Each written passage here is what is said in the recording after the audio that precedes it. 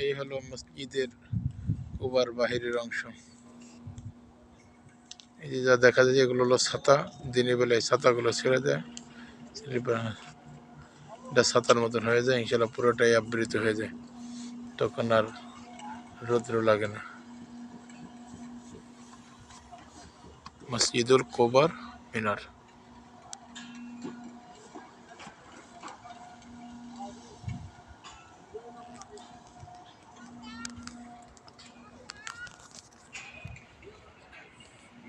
মসজিদুল কুবার বাহিরের অংশ।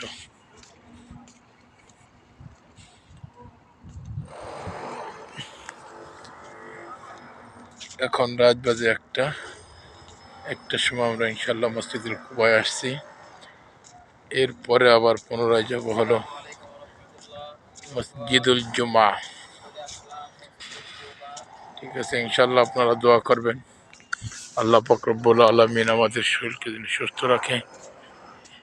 এই সফর জন্য একমাত্র আল্লাহর উদ্দেশ্য হয়, আর কোনো উদ্দেশ্য না হয় রিজায়ে মৌলা, আর কোনো কিছুর প্রয়োজন মনে করি না।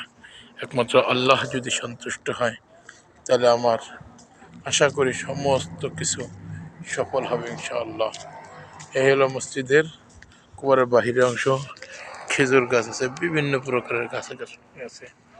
দেখেন একটা পার্কের মতন সুন্দর করে পার্ক সাজাইছে সৌদি বাচ্চা।